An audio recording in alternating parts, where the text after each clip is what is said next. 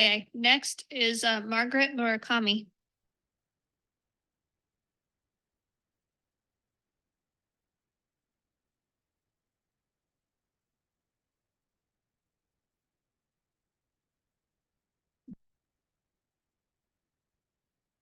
Hello, my name is Margaret Murakami. I'm a PhD student at the University of Texas, but I used to be at the University of Helsinki, Finland, where I did this work. Today, I'm going to be talking about how clustered drifters show that interaction with ice shelf meltwater can control Antarctic bottom water formation in East Antarctica. So, as we know, Antarctic bottom water is an important component of the meridional overturning circulation. The formation of this bottom water is thought to originate at Antarctic coastal polynyas, which are kept open by the mechanical action of sea ice. During winter, these polynyas have continuous sea ice formation, which leads to brine rejection and the formation of what's known as high salinity shelf water. This can be transported down the Antarctic slope as dense shelf water and then eventually form Antarctic bottom water. To understand this transformation in East Antarctica, I used the regional ocean modeling system, which was configured to the whole Antarctic ocean domain by Richter et al. I used the 10-kilometer resolution for my studies. To identify the polynyas I have noted in the figure on the right, I used surface heat and surface salt fluxes that were forced from satellite observations. From these points, I released Lagrangian floats in the model. I released floats from polynya locations that exist seasonally. I identified floats that form dense shelf water at least once, and I used only particles that do not beach during the model in my results. I ran these particles online in ROMs for 1 year, and at each time step, I collected temperature, salinity, density, and depth data for each of them.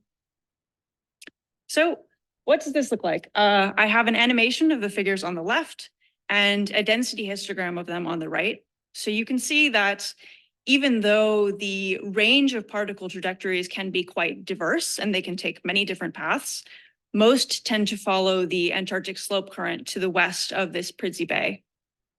Some particles are also advected beneath the Amory ice shelf, and many depart into the deeper ocean through subsurface canyons downstream of Pridzy Bay. To gain more information, I did analysis using water mass transformations. The water masses in this area can be identified in temperature salinity space by their TS signatures. On the right, I have a TS plot. So each of the polygons on this plot represents a specific set of TS signatures for a given water mass. I already discussed dense shelf water and Antarctic bottom water, but some other important water masses here are ice shelf water, which is very fresh and cold and found beneath the Amory ice shelf, as well as modified circumpolar deep water, which is formed from mixing with upwelled water at the shelf break with other waters on the shelf. I've also have represented the temperature of freezing and the gauge line, which shows mixing between ice shelf water and other shelf waters. So using my Lagrangian simulation, I can overlay the TS values for all of my particles at all time steps on top of these definitions to show what water masses are most likely at any given point in time. And from this, I can see that even though TS values can be diverse, most tend to exist in one of these kind of two regions on my TS plot. To gather even more information, I used data clustering to cluster these groups of particles. So I clustered all of my particles using temperature, salinity, and density data. On the left and right here, I have two quite similar plots to the previous slide. On the left, I've identified particles that do not form bottom water. And on the right, I have a cluster of particles that do form bottom water. The initial and final TS values at the beginning and end of the simulation are also shown. Something interesting here is that if we look at the particles that form bottom water, if we consider that all of them exist at least once as dense shelf water, there's a very clear path along which these particles mix. So they're mixing along density isopycnals as they sink to the deep ocean. rather than diapectinal mixing. This is quite different from what we see in the figure on the left. So here, for these particles that don't form bottom water, they're first advected beneath the ice shelf, where they interact with other meltwater before departing the shelf into other warmer and fresher water masses. Something that this could indicate is that meltwater can influence and perhaps prevent Antarctic bottom water formation. Another way I've chosen to look at mixing is by comparing the depth and density of these different particle clusters. So on the left, I have, again, two plots of those that do not and do form Antarctic bottom water.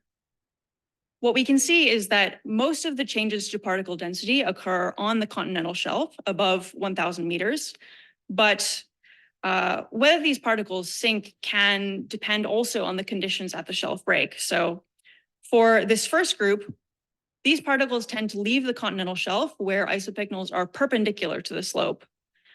These perpendicular isopycnals then can both keep dense waters at the surface rather than allowing them to sink, and also lead to more diapycnal mixing rather than isopycnal mixing if dense waters do sink from the shelf. This is quite different from what we see for bottom water formation. So bottom water tends to sink from Pridzy Bay in locations where isopycnals are parallel to the continental slope. So these parallel isopycnals then allow dense water to sink more easily to the ocean floor and also allow for isopycnal mixing rather than mixing across these isopycnals. In summary, fresh meltwater can influence the export of dense shelf water as Antarctic bottom water. Isopycnal mixing rather than diapycnal mixing is important in Antarctic bottom water formation in East Antarctica. And mixing on the continental shelf as well as beneath the ice shelf can influence Antarctic bottom water formation, regardless of whether dense shelf water is produced at the polynyas. I have a preprint of this work here, as well as my email, and I will be happy to take any questions that you have now.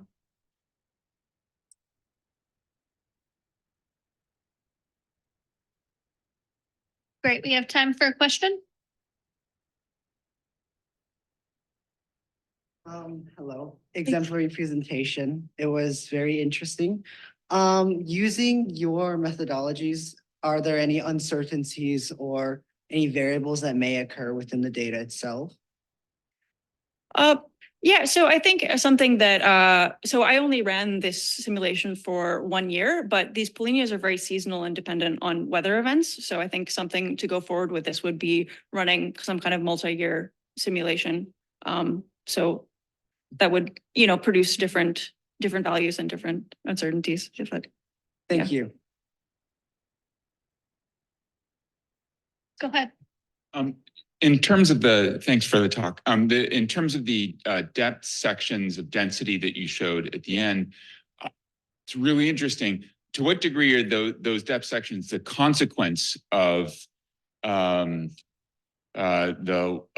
let's say the formation of dense water that's able to sink off the shelf versus a cause in terms of the difference? That's a good question. Yeah. So actually, so most of the structure that we see at the slope is determined by the Antarctic slope current. So there was a good paper on this done by Thompson et al., I think in 2018. So yeah, most of the kind of upwelling in this vertical structure is due to the current rather than actually the overflows. Yeah. Great, thank you, Margaret. Next will be the first